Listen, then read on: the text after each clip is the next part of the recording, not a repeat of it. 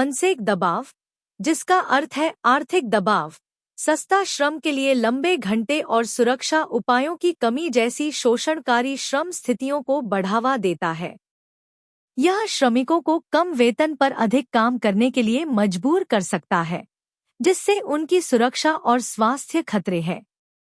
कम लागत वाले देश सोर्सिंग, जिसे अक्सर सस्ता श्रम कहा जाता है, एक व्यावसायिक रणनीति है जहां कंपनियां अपने घरेलू बाजारों की तुलना में ढीले श्रम कानूनों और कम मजदूरी वाले देशों में सामान बनाती हैं। यह अभ्यास व्यवसायों को विनिर्माण लागत को काफी कम करने की अनुमति देता है, जिससे वे कम कीमतों पर उत्पाद बेच सकते हैं और प्रतिस्पर्धी बने रह सकते हैं।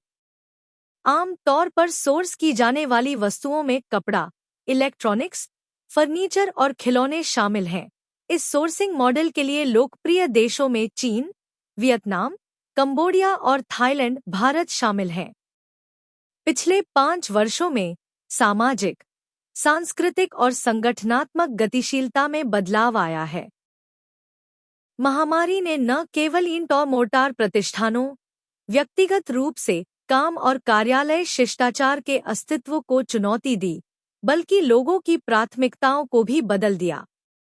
कर्मचारियों ने सिर्फ तनख्वाह से ज्यादा की चाहत रखना शुरू कर दिया और काम जीवन संतुलन, लचीलापन, मानसिक स्वास्थ्य सहायता और इस भावना पर जोर देना शुरू कर दिया कि उनके करियर में उनकी नौकरी सार्थक है और इस पर कोई समझौता नहीं किया जा सकता। इन भावनाओं ने कुख्यात ग्रेट रिजाइनेशन को जन्म दिया, जिसने टीमों में फेरबदल करके, स्टाफिंग गैप बनाकर और मनोबल को कम करके संगठनों को प्रभावित किया। इस बीच रिटर्न टू ऑफिस (RTO) पहल और नई इच्छाओं और ज़रूरतों के साथ जनरेशन Z पेशेवरों की आमद ने कार्यस्थल में और भी ज्यादा व्यवधान पैदा कर दिया है।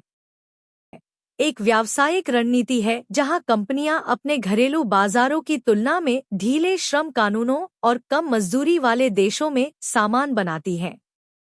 यह अभ्यास भारत में 70% कर्मचारी अपने काम से असंतुष्ट हैं। कुछ सर्वेक्षणों ने विषाक्त कार्य संस्कृति और असंतुष्ट कर्मचारियों की समस्या पर प्रकाश डाला है। हैप्पीएस्ट प्लेसेज टू वर्क ने हैप्पीनेस एट वर्क नाम से एक लोकप्रिय रिपोर्ट जारी की है। इससे पता चलता है कि 70% भारतीय कर्मचारी अपनी नौकरी से असंतुष्ट हैं, जबकि 54% नौकरी छोड़ना चाहते हैं।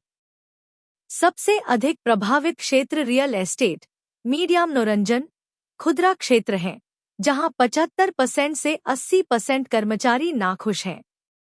यहां तक कि वित्तीय सेवाओं, बैंकिंग, उपभोक्ता इलेक्ट्रॉनिक्स में भी 70% कर्मचारी खुश नहीं हैं।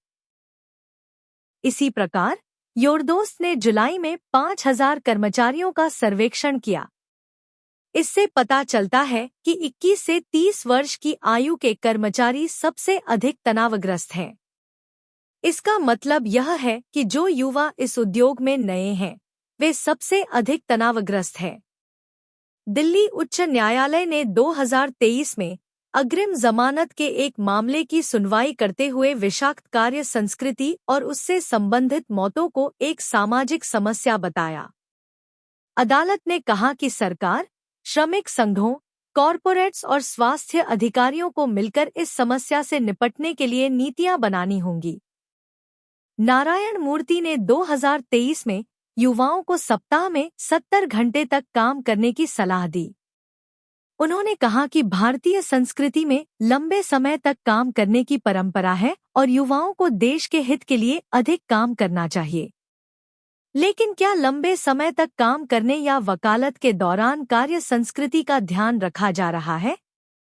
पहला कारण है कर्मचारियों पर लंबे समय तक काम करने का दबाव। JP मॉर्गन चेस जैसी कंपनी 80 घंटे के कार्य सप्ताह पर जोर दे रही है, जबकि पहले कर्मचारियों को 100 घंटे तक काम करना पड़ता था। 80 घंटे का यह कदम बैंक ऑफ अमेरिका के कर्मचारी लियो ल्यूकेनास की मृत्यु के बाद भी उठाया गया था। हाल ही में एक वित्तीय फर्म ने कार्य वितरण संतुलन की जांच के लिए एक बैंकर को नियुक्त किया है। लेकिन इस बीच RPG ग्रुप के चेयरमैन हर्ष गोयनका जैसे लोग भी हैं, जो भारत की कार्य संस्कृति में बड़े बदलाव की वकालत कर रहे हैं।